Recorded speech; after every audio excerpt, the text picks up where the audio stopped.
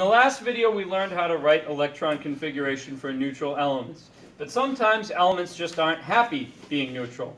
They want to either gain or lose electrons to complete their octet rule, which means that they would have a complete highest energy level S and P subshell.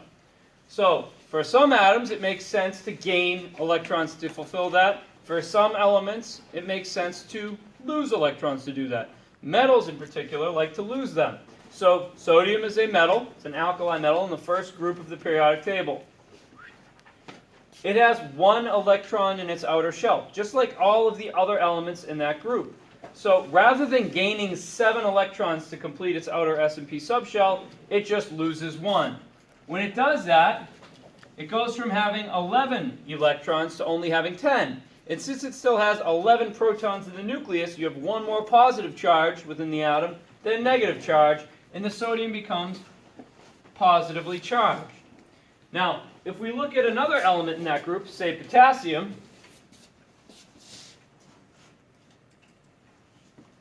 it also, again, has one electron in its outer energy level.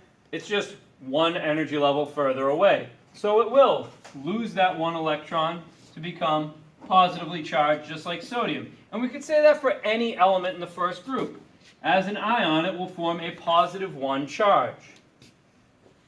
When we look at elements in the second group, such as calcium and magnesium, you're going to look at an element with 2 electrons in its outer energy level S and P subshell. So this could either gain 6 or lose 2, much more likely to lose 2. So when it does that, it goes from having those 2 outer electrons. Now it only has 18 electrons, and it has 20 protons, and that would give it a charge of +2. But what you're going to see is that when magnesium, which is in the same group, just one period below, it also will lose its outermost 2 electrons in order to have a complete octet. Because once these are gone, this by default becomes the outer energy level. Now it's happy and complete, like the noble gases. So, first energy level first group forms +1 ion. The second group will form +2 ions. Metals lose electrons to become positive cations. Now, when we look at the other side of the periodic table, we're looking at the nonmetals, which like to gain electrons, and here's why. Fluorine is so close to having that complete energy level. It just needs 1 more electron. And if it adds that electron in, now you have only 9 protons, which are positive, and 10 electrons, which are negative. So this fluoride would have a -1 charge. We change the ending to IDE when nonmetals form ions. And you could say the same thing for any other element in that group. If we go down to chlorine, you see that it also needs to gain 1 electron. And when it does that, it will become negatively charged, just like fluorine did. So every element in the same group is going to form the same charge as an ion.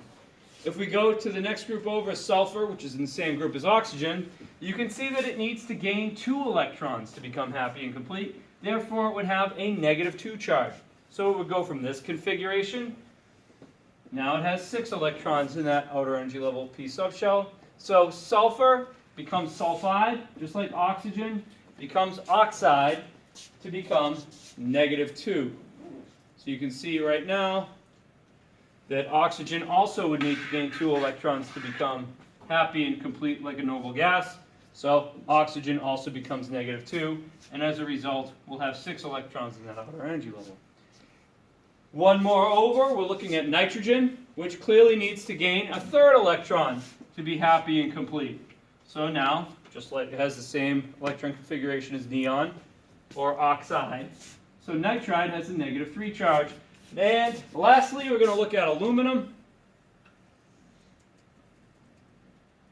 which it has 3 electrons in that outer energy level, so it's either going to need to gain 5 or lose 3, much more likely to lose 3. So when it does that, it will become a +3 charge. When these go away, +3.